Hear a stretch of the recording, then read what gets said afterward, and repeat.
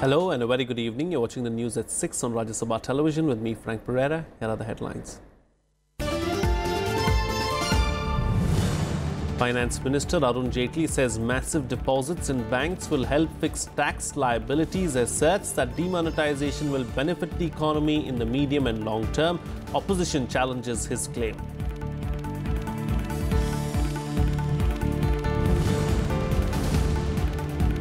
Countdown for launch of ISRO's new navigation satellite IRNSS-1H PSLV C-39 rocket to take off at 6:59 p.m. today from the Satish Dhawan Center in Sriharikota.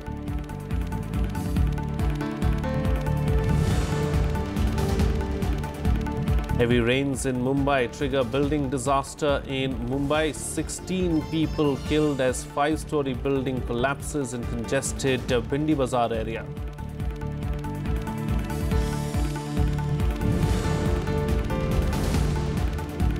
Swiss President Doris Leuthard meets Vice President M. Venkaiah Naidu, Prime Minister and President Kovind. Says Switzerland is passing a law to share information on black money holders by 2019.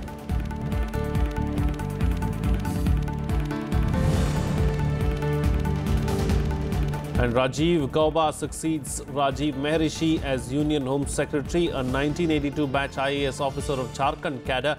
Gauba served as Union Urban Development Secretary and earlier handled the left-wing extremism division.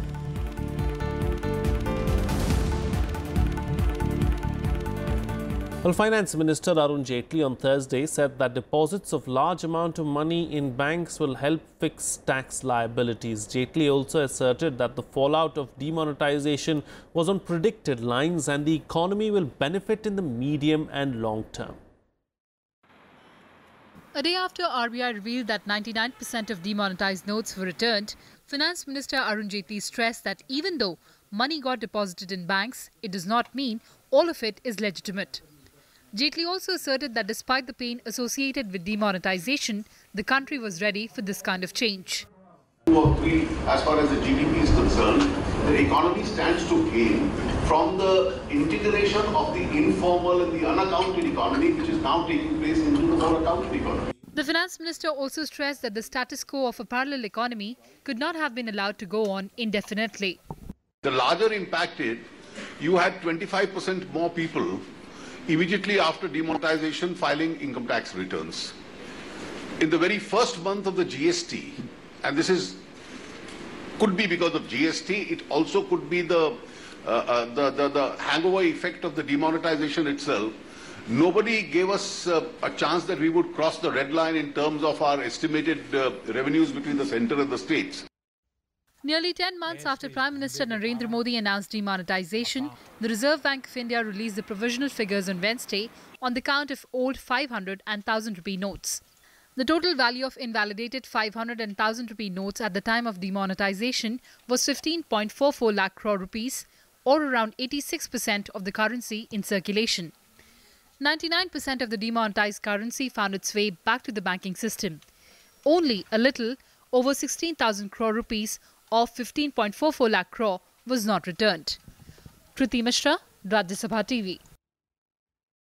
Well, opposition parties criticized Finance Minister Arun Jaitly and Prime Minister Modi after the RBI released its annual report on demonetization. The Congress said that the note ban only created a panic and caused immense hardships for the poor. The SP also demanded an apology from the government for playing a cruel joke on the people. हमने पहले से ही कहा था ये एक सरकार की एक सोची समझी स्कीम है कि लोगों की जो अटेंशन है इनकी नाकामियों की तरफ से उसको ध्यान हटाने के लिए न किया और आज वो साबित हो गया। एक कोई पैसा नहीं था, जितना भी पैसा था वो वापस आ गया बैंकों में। बहुत सा नोट अभी में है, बहुत सा नोट कोऑपरेटिव बैंक में जो उन्होंने गिना नहीं है, बहुत सा नोट NRIs के पास है। तो कैसे वो 99% की बात करते हैं, फिर दूसरा का 99% को आने की स्वीकार कर रहे हैं, तो फिर काला धन कहाँ पर से आया? अगर वो सब आया तो हम लोगों ने तो शुरू में कहा था कि VRS स्कीम आप ऐसी कर दीजिए कि 30% लोग टैक्स दे, सारा पैसा नंबर 1 का हो जाए। Please give us the account of black money You see, this is all poor people's hard-earned money. They have exchanged 50,000, 1 lakh, 50,000, 1 lakh. This way you have collected this huge money back, this old currency notes. But what about black money's account? Janata Dal you ने और हमारे अध्यक्ष श्री नीतीश कुमार ने demonetisation का सबसे पहले समर्थन किया था और हमें प्रसन्नता है कि हम विंडिकेट हुए. And so far the government has not come out with the right statistics how much money has been collected in the form of black money. And any questions which was raised on the floor of the parliament were not answered in the manner it should have been. So the demonetization policy, as far as in practice, what we have realized shows us that it is only an advertisement of the government and nothing fruitful for the economy of the country. When the demonetization was announced, Prime Minister outlined 3 objectives. That is, 1 to end corruption, 2 to unearth black money, 3 to contain the terror funding. What happened to those objectives? Government has no answer. Well, MOS Home Kiran Rijiju said on Thursday that privacy is an intrinsic part of fundamental rights and the government does not plan to revisit it. Rijiju, however, asserted that privacy cannot be unqualified. Meanwhile, experts say that to actualize privacy as a fundamental right, India needs comprehensive legislation. Minister of State for Home Affairs Kiran Rijiju stressed on Thursday that the right to privacy is not an absolute right and has its limitations. He also said that this right needs to be identified on a case-to-case basis and national interest shall override everything. When it comes to national security, I personally feel that it overrides everything. National interest overrides everything. So, all this scenario in which we live, we must understand that there are fundamental rights, but equally there are fundamental duties also. Experts say that digitization has led to enormous amounts of personal data being transferred to public and private bodies. However, this transfer has not been governed by a coherent legal framework to govern the use of data and its safety. Any regulation that you prevent has to go along with the technology evolution that is happening. Because of that, it has kept that whole judgment open. It has went back to advise the government to come up with a data protection law that actually balances between efficiency, effectiveness and the citizen liberties and protection, because one side protection also can curb the liberties. In a landmark verdict, the Supreme Court had said that privacy is a constitutional right. Citizens can approach any court if the state or a private corporation infringes on their privacy. The Supreme Court order was based on an array of petitions that challenged the mandatory use of Aadhaar cards. Kriti Mishra, Rajya Sabha TV. Well, ISRO is all set to launch its new navigation satellite IRNSS-1H by PSLV C-39 rocket at 6:59 p.m. from Satish Dhawan Space Centre in Sriharikota. The satellite will serve as a replacement to the IRNSS-1A, whose 3 atomic clocks have failed. For the first time, private players have played an important role in the launch. The countdown has started for the launch of IRNSS-1H on board ISRO's PSLV C-39 rocket. This will be the 8th navigation satellite to be launched. IRNSS-1H will be a backup navigation satellite for IRNSS-1A, whose 3 atomic clocks have stopped functioning. जितना भी हमारे पास GPS based जितनी भी activities हैं जिसमें हम लोग navigation भी कर रहे हैं, अगर मैं ट्रांसपोर्टेशन की बात कर रहा हूँ कि कौन सा व्हीकल कहाँ पर है और उसकी पूरी लोकेशन मुझे मिल रही है, स्पेशली इसको मैं अगर बात करूँ, अगर सी में अगर हम लोग शिप्स की बात करते हैं तो कौन सा शिप कहाँ पर है, तो उसके लिए ये बहुत बड़ा एक स्टेप होने वाला है. बस ये थोड़े से हमें कुछ महीनों का इंतजार करना पड़ेगा जब ये पूरे का पूरा सिस्टम शुरू हो जाएगा. ISRO, along with a consortium of 6 small and medium industries, has built and tested the spacecraft that weighs 1400 kilos. It is the first time that private players came on board for technical integration, assembling and also for testing of the spacecraft. The new satellite also boasts of a much improved version of atomic clocks, which will ensure correctness of time and improve synchronization of equipment on Earth. क्योंकि अब demand बढ़नी शुरू हो गई है तो ये पहला एक ऐसा सैटेलाइट होगा जिसको बाहर आउटसोर्स करवाकर प्राइवेट कंपनीज का एक ग्रुप है, कंसोर्टियम जिसको बोलते हैं, उन्होंने ही इस सैटेलाइट को पूरा तैयार किया करीब 7-8 महीने का समय लेकर। तो ये अपने आप में एक गवर्नमेंट और इंडस्ट्री के बीच में, प्राइवेट इंडस्ट्री के बीच में एक नया स्टेप होने वाला, जिससे इंडस्ट्री को भी बूस्ट मिलेगा, क्योंकि आने वाले समय में हमें और सैटेलाइट्स चाहिए, तो उस तरह से इंडस्ट्री को ये फ़ायदा होगा।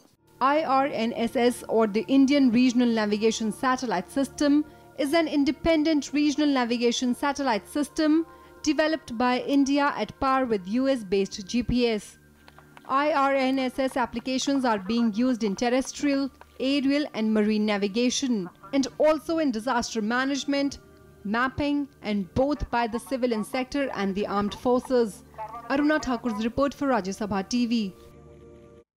Well, after the death of 5 people in Tuesday's rains in Mumbai, 16 more people lost their lives today in a building collapse. The incident occurred in the congested Bindi Bazaar area of South Mumbai, where teams of the NDRF and fire brigade are searching the debris for survivors. Barely a month after the Ghatkopar building collapse that killed 17 people, another dilapidated building came down on Thursday, this time in the crowded Bindi Bazaar area in South Mumbai. 9 families lived in the building that is said to be 117 years old.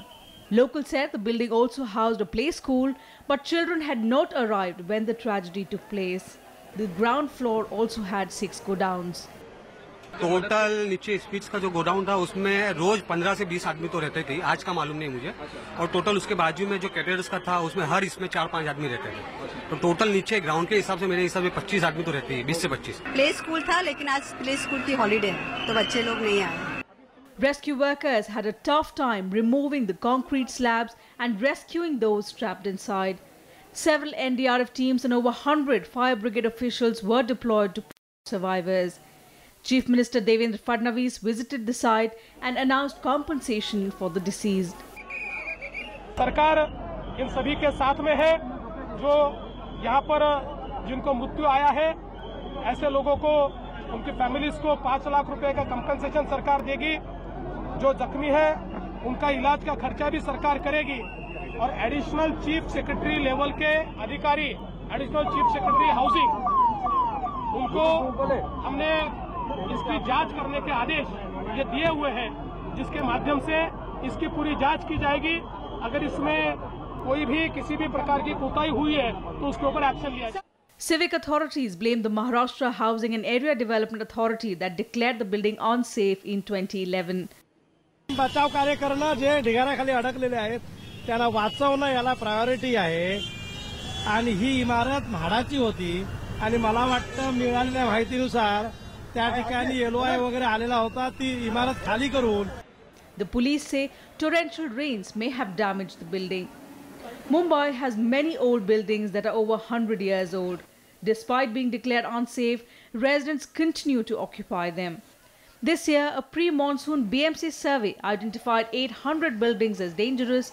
The 117-year-old building in Bindi Bazaar was one of them. Bureau Report, Rajya Sabha TV. Well, moving on now, Swiss President Doris Leuthard, who is in India on a 3-day visit, says that Switzerland will share information on black money holders by 2019. She mentioned that her country's parliament is in the process of passing a bill in this regard by the end of this year. Leuthard, who was accorded a ceremonial welcome at the Rashtrapati Bhavan earlier in the morning, met Prime Minister Narendra Modi. Both held extensive talks on bilateral, regional and international issues. Leuthard expressed hope of the law on automatic exchange of information on black money will be cleared by the Swiss Parliament by the end of this year. Modi also thanked the Swiss President for her country's support for India's entry into the nuclear suppliers group. India and Switzerland signed 2 pacts for cooperation in the railway sector. After the joint statement with the Prime Minister, Swiss President also met Vice President M. Venkaiah Naidu at Hotel Taj Mahal. Earlier in the day, External Affairs Minister Sushma Swaraj called on the Swiss President and discussed various bilateral issues. The Swiss President is accompanied by senior government officials and a large business delegation of leading Swiss companies.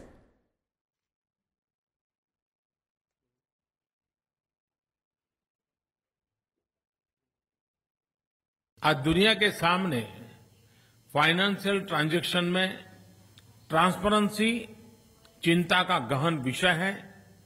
चाहे black money हो, dirty money हो, हवाला हो या हथियारों और drugs के संबंधित मनी हो, इस वैश्विक अभिशाप से निपटने के लिए स्विट्जरलैंड के साथ हमारा सहयोग जारी है।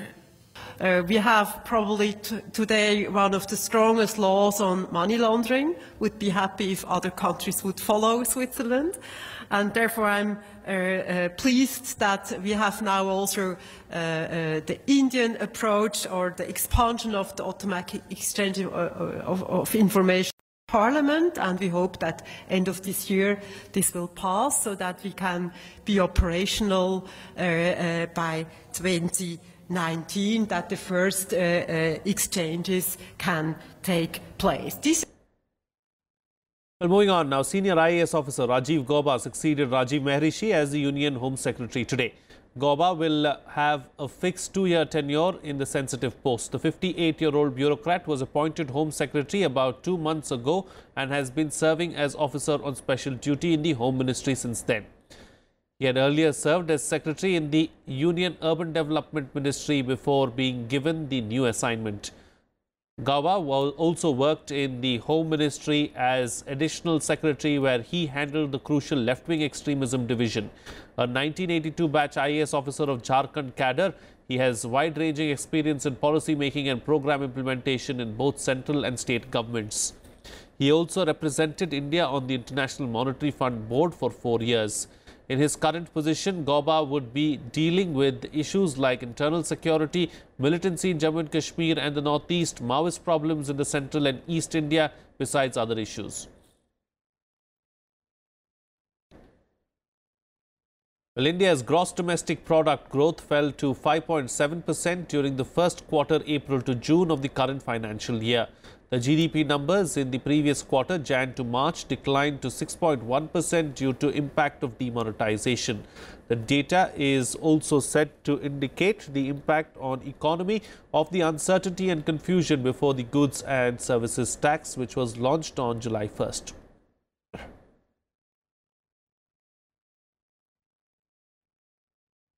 Well, BJP President Amit Shah today held a strategy meeting with senior union ministers on the upcoming assembly elections in Gujarat.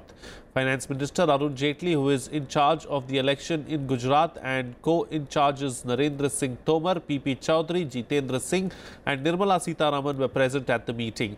Party General Secretary Bhupendra Yadav was also present. In the 182-member Gujarat Assembly, the BJP seeks to win 150 seats and retain power. Bharatiya Janata party Gujarat में mission 150 के लक्ष्य को लेकर के आगे बढ़ रही है और गुजरात में माननीय प्रधानमंत्री जी के नेतृत्व में जिस प्रकार से विकास गुजरात का हुआ है, उसको आगे बढ़ाने के लिए पार्टी ने सभी संगठनात्मक विषयों पर चर्चा करी और गुजरात में पार्टी बहुत एक बड़े उत्साह और ऊर्जा के साथ मिशन 150 के लक्ष्य पे आगे बढ़ेगी। उसकी पूरी रणनीति की चर्चा आज की बैठक में हुई। Well, in other news now, Vice President M. Venkaiah Naidu met badminton player PV Sindhu in New Delhi today. She was accompanied by her coach Pulela Gopichand. Congratulating Sindhu for winning the silver medal at the World Badminton Championships in 2017, the Vice President praised her for displaying exemplary skills and wished her success in future matches.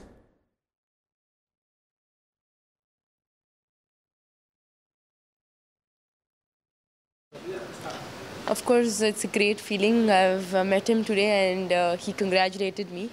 And he said you should improve and go more forward. And definitely, yes, I'll make up to that. And really happy to meet him here today in Delhi. Well, here's a roundup of some other news from across the country and nationwide.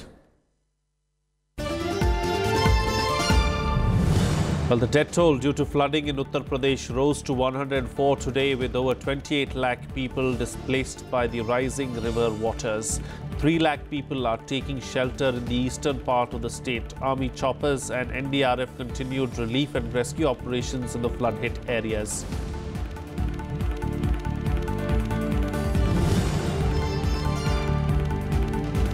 A local court in Bihar's Gaya district convicted Janata Dal United leader's son Rocky Yadav for killing a teenager Aditya Sachdeva who overtook his SUV in May 2016.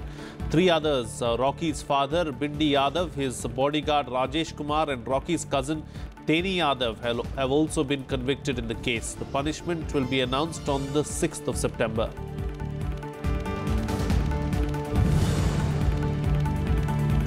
Well, the Supreme Court today told the Enforcement Directorate to respond to the bail plea of former Noida Authority Chief Engineer Yadav Singh, who was charge-sheeted in a money laundering case.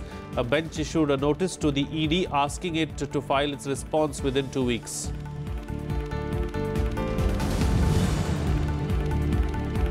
Eight fishermen from Tamil Nadu were arrested and there are 2 boats seized by the Sri Lankan Navy in separate incidents for allegedly fishing in the island nation's territorial waters. 4 fishermen, each from Rameshwaram and nearby Mandapam, were arrested and taken to Karainagar port in northern Sri Lanka.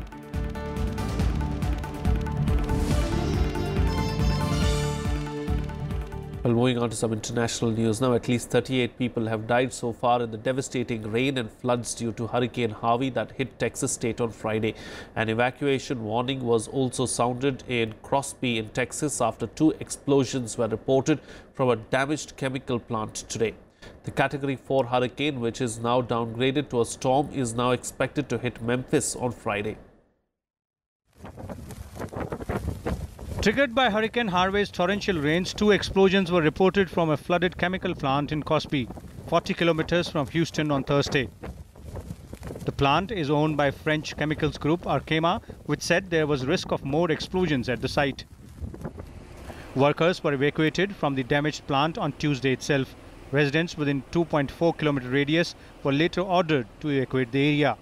Arkema makes organic peroxides that are used in the production of plastic resins, polystyrene, paints and other products.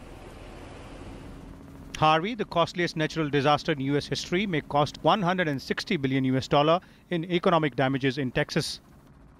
US crude oil inventories fell 5.4 million barrels in the week starting August 25th to 457.8 million, which is 7% below the level in the same week a year ago.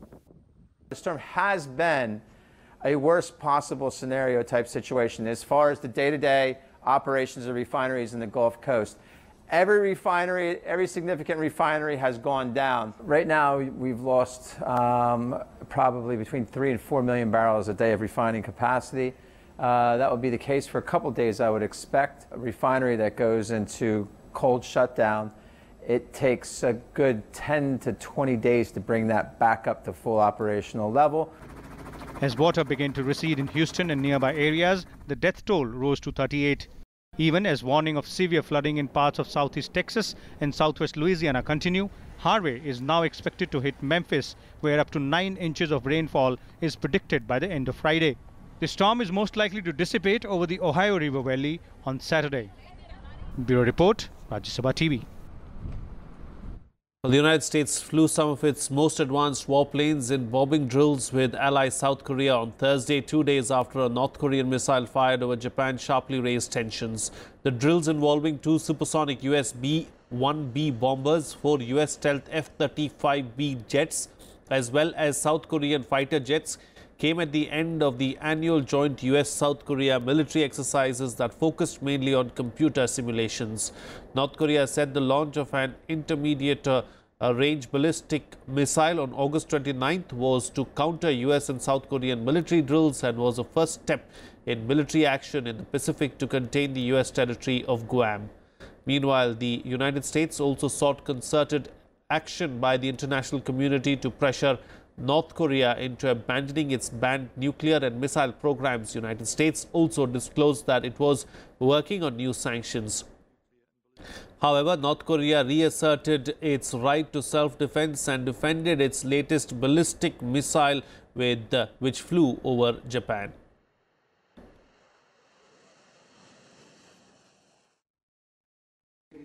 For one, we're having discussions about what next steps we can take. So there hasn't been any agreement on what kind of further sanctions we can take, but we're obviously going to look at a whole range of different measures to put pressure on Pyongyang.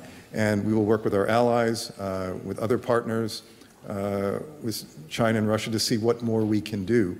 And we will look at what we can do unilaterally. My delegation strongly rejects those preposterous stories fabricated by the United States, South Korea, Japan in their so-called fiction-like presentation, which is designed to shift all responsibility of tensions on the Korean Peninsula to the DPRK. But in an attempt to escape the worst violence since 2016, as many as 18,500 Rohingya Muslims have fled their homes in Myanmar's Rakhine state in less than a week. While thousands of refugees have crossed over into Bangladesh, many more are stranded in no man's land between the two countries. The exodus started last week after the government intensified clearance operations after an attack by Rohingya rebels on 30 police stations in which 12 security officials were killed. At least 96 Rohingyas were killed in the violence. Meanwhile, amid the rising exodus from Rakhine state, Bangladesh Coast Guards recovered bodies of 20 people who drowned fleeing Myanmar. An estimated 1 million Rohingyas live in Myanmar's Rakhine state, where they face persecution, for years, as they are not considered citizens by the majority Buddhists. Well, here's a roundup of some international news in Global Buzz. An anti-terrorism court in Pakistan declared former military chief Pervez Musharraf a fugitive in former Pakistani Prime Minister Benazir Bhutto's assassination trial. Ordering his property to be confiscated, the court also sentenced two former senior policemen to 17 years each in prison and acquitted 5 others in the case. Musharraf has been in Dubai ever since his travel ban was lifted. The United States conducted a missile defense test on Wednesday off the coast of Hawaii and intercepted a medium-range ballistic missile just days after North Korea's bold missile test over Japan. The test, using Standard Missile 6 guided missiles, intercepted a medium-range ballistic missile target.